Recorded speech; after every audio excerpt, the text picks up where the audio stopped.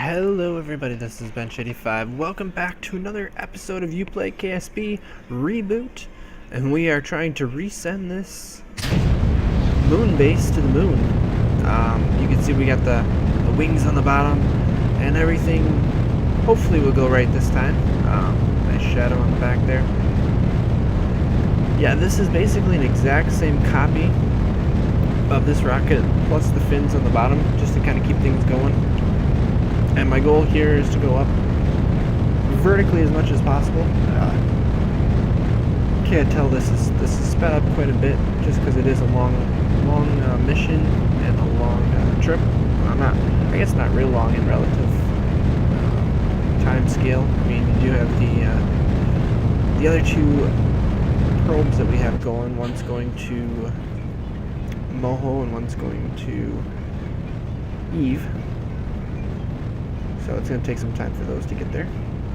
But you can see I basically went up as fast or as straight as possible, and then once I got high enough in the atmosphere, just turned it over. And now what we're doing is just accelerating, trying to keep the apoapsis from climbing too high, and I'm just going to burn until I feel like it's as high as I want to take it, and then we're going to have to cut engines and coast. Hopefully not touching the atmosphere like we did previous times here. That would not be good. There we go. Cut. Oh, we also ran out of fuel there, so it was a good time to cut. Figured we should also extend our communication as well as our solar panels there. You can see a little bit better now from this view that it is designed as a sky crane. You can see where right behind the panels there is the break point of where the base is going to stop. You can see the fuel tank sitting sideways. That's just fuel, I'm hoping, balanced well enough. It's as close to the center of mass as I can get it. There's two engines facing down. So we're going to have to see if we can manage to land this sucker. It's going to take some work, I'll tell you that much. I don't think there was as much torque on it as I wanted originally.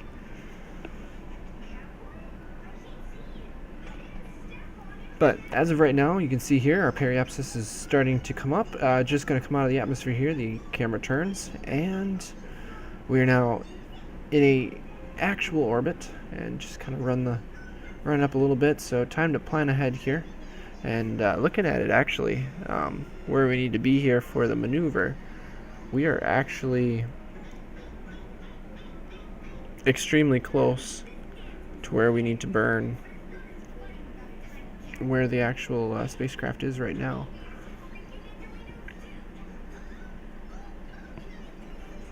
You see there, just trying to work it out, trying to get a nice approach, and I'd start burning right away. Pretty much we launched it at exactly the right time that we wanted it to be, and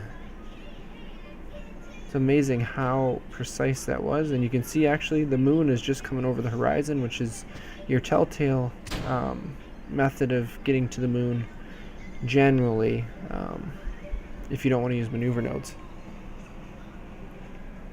So we are on our last transfer stage now. I think that one had about 1800 delta V to work with, which is plenty. It takes about 900 or so to get to the moon, and then we just got to slow down at the other end depending on how our insertion is. It'll take more or less, but should be fine. We should have enough fuel to get us at least into orbit and probably on its way down. Stretching out. I was also burning a little bit further north, if you didn't notice, trying to push the ascending and descending nodes right to where it needs to be. And now I'm just pushing this periapsis as low as I can get it. About 50, I think 50 kilometers. That's pretty good. Just watching the electric charge, making sure we're keeping charge. The last thing we want to do is end up out at the moon and have no electric charge because we are not pointed in the right direction. That would be really bad. So we're looking at about 2/3 of a tank left. The moon is coming in nice and quick and quick and fast. We're gonna have to slow this guy down. Luckily, we're gonna come in low enough that it's not gonna take that much to get captured.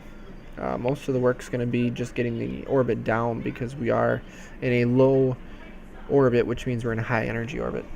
So it is gonna take more to get us closer. But here we do, coming in. And you can see our waypoint. I wanted you to get a pink ray. I don't have one. Yeah. Maybe next time. Alright, sorry about that.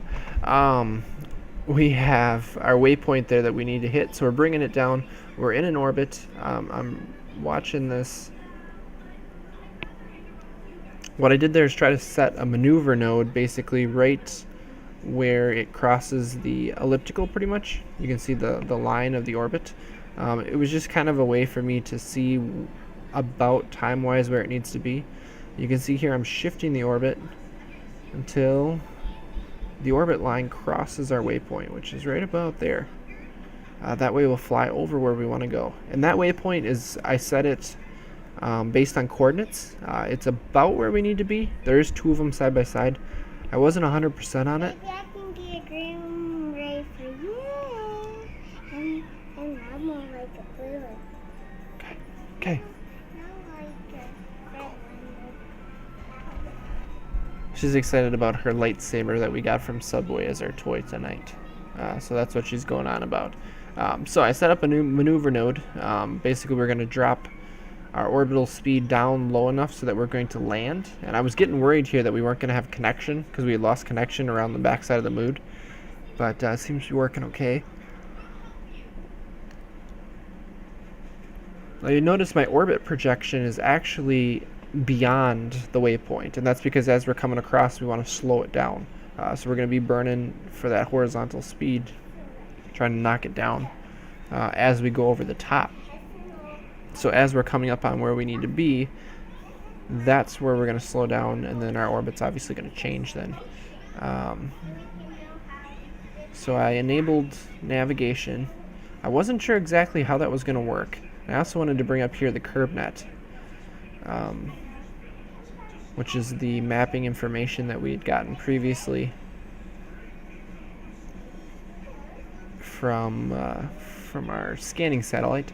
I was hoping maybe it would show up navigation-wise, but I think what happens is we end up coming in too low, and when you're too low, it just doesn't give you a good enough view of what's going on. Now that purple box you'll see is actually a lander we put down previously to pick up information.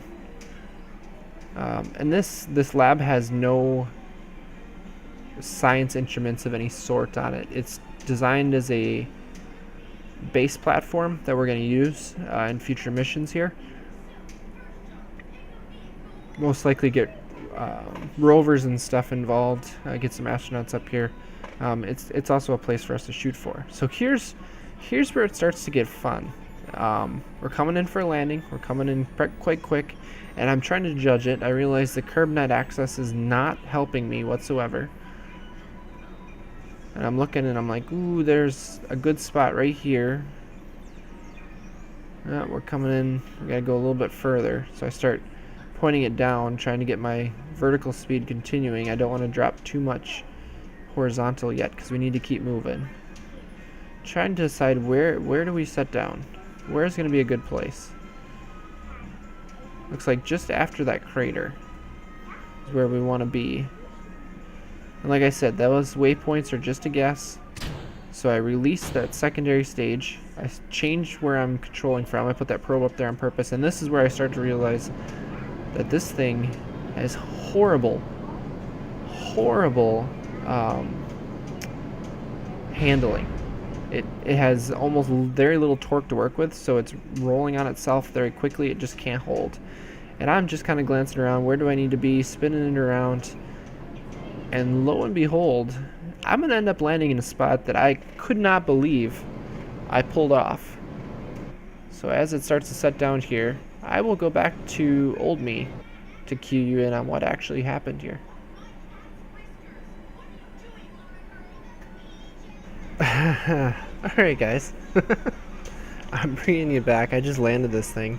And I spun around. I was looking for this as I was coming in because I knew it was here. That is an Easter egg. But here's the thing. We can't get there because there's nobody in here. This is just the start of a base. Kind of a little moon lab that I had designed. I wanted this to be the base of operations nearby here. But without even trying to, I landed, well, pretty darn close. That is actually really cool. This is actually perfect too. What we're going to do now is we're going to increase the throttle until it's just starting to get light on its feet. Looks like right about now. And then we're just going to hit accelerate and then decouple. Like so. And that's going to fly off, and it's going to hopefully crash not by us.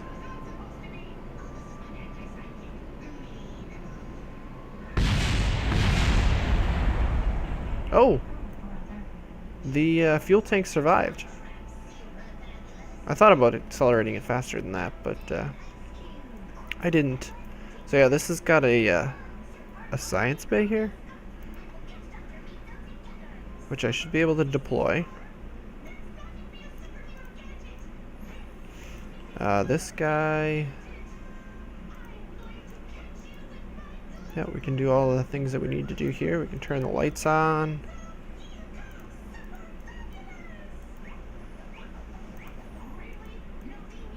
And this should have a lot of battery power. And then this guy, we got life support. We've got carbon extractor, water purifier. Basically everything we need to get a nice successful little lab here set up so that we can do some moon base operations. But yeah, how's that for a nice shot? Wow, that's one of the best landings and one of the craziest landings I've actually had. It did not have good torque control, so it was fighting me every step of the way. But I like where this is positioned. It looks like it's dealing pretty well with the sun, hopefully. We'll just have to watch and see how things go. And we'll get some astronauts here, I promise. I just wanted to be able to land a moon lab here.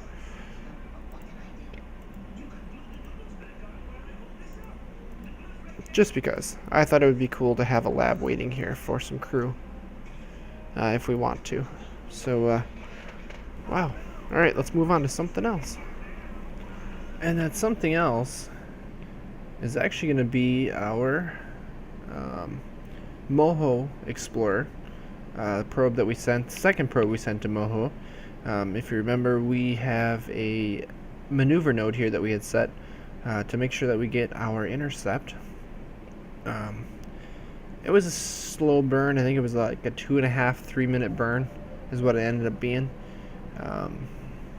Just your standard orbital mechanics style maneuver node. Halfway there, we're adjusting and just making sure that we're on the right plane, making sure we're meeting it at the right spot, and it's just the issue with MOHO being the closest planet to the Kerbal star there that well, it's going to take a lot of delta V to get down in there and try to get where you need to be. So you can see here our separation is decreasing quickly. We're just going to run that as far as we can. We're going to now watch the MOHO periapsis and run that down as far as we can. That's about as far as we're going to go. We're going to set when the SOI changes so that we have a warning. And we're going to move on to something else. And watch this, guys. This is actually the tail end of a lunar eclipse.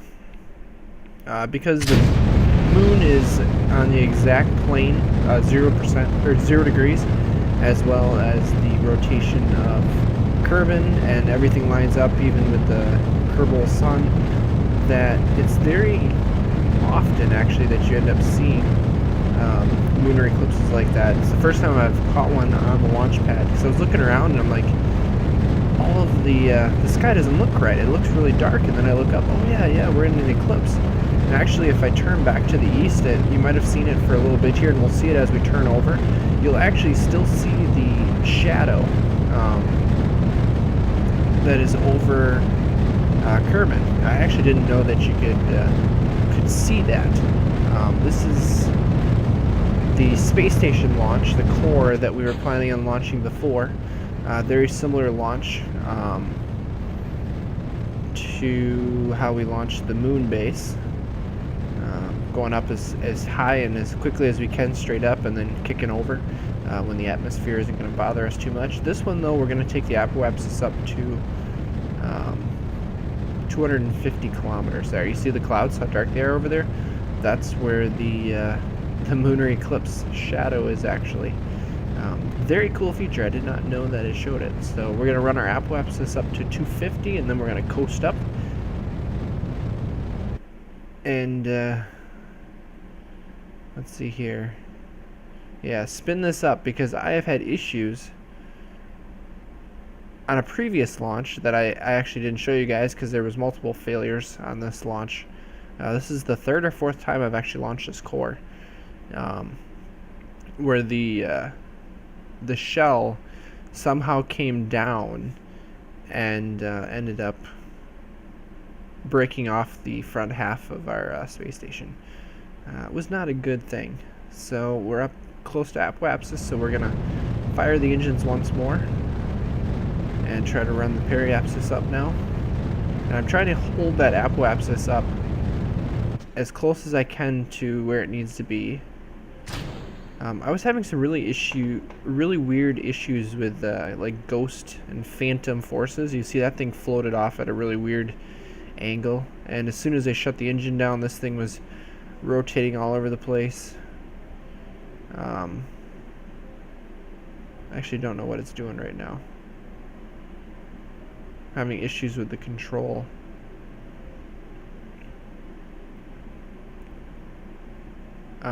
I think when I turned it to control from the tapered section is upside down, the part that's on the very top of the core there, and so it wanted to flip me around for some reason. And if I would have looked back, I bet you I would have seen the moon crossing over Kerbal at the moment, but I did not think of it until after I was in editing here, because you can see the big shadow there.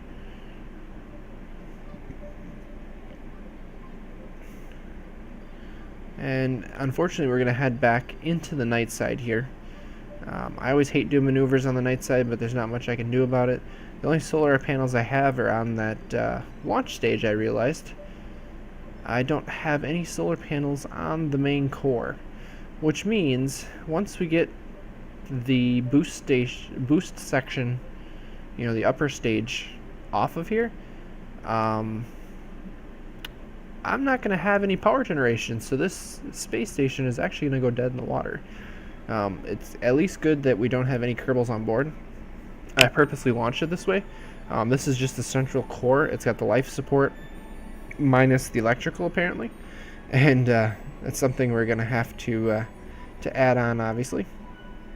I think the next section we'll probably launch to it is going to be some sort of a truss section, possibly, that has solar panels on it, and maybe a little more battery power just in case, because I'm not sure how much battery power some of our experiments are going to take. Now, obviously, we're completely in night, and unfortunately, I am trying to adjust the orbit to where I want it to be. I want it to be as close to 250 as possible, as circular as possible, so that it's a good target for us to hit. And all you can see really is the nice line in the atmosphere. It's actually really pretty like that, and then the engine when it is burning. So once I get it about where I want it to be here, just some small tweaking, nothing too serious. Luckily, by the time we actually get this worked out, we will be hopefully on the day side.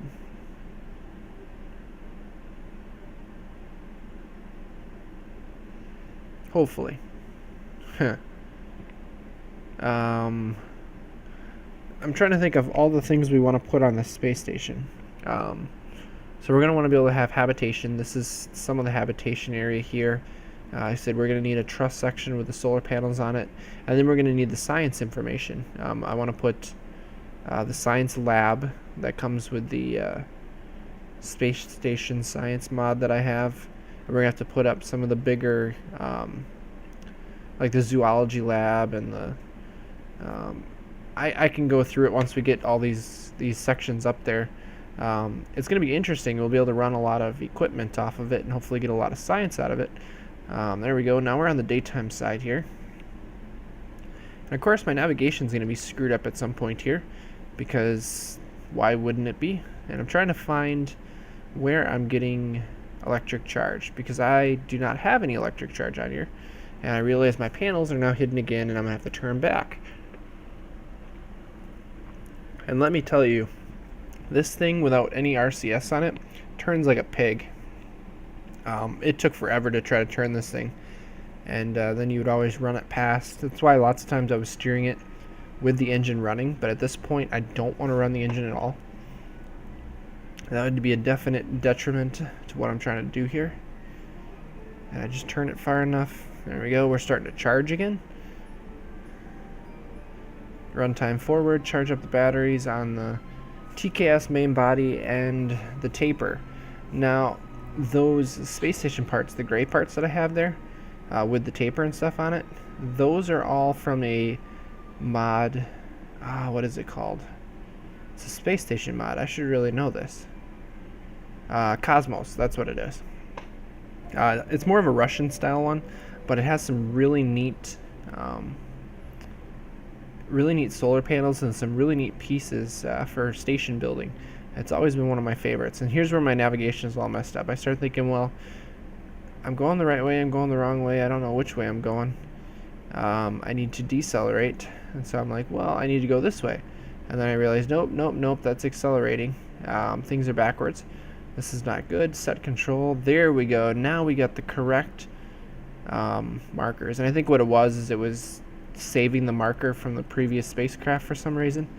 So I'm just going to run this down until it's below into the atmosphere, like so, and we'll switch back to here. And I think I'm going to put this in a north-south orientation just because it's easier when docking if you know that the docking ports are north and south. And we'll probably design the station around that idea. But with that, guys, I'm going to wrap up this episode, and I'm just going to leave you guys with a view here of what our astronauts may be seeing in the future. So with that, guys, thank you all for watching, and as always, take it easy.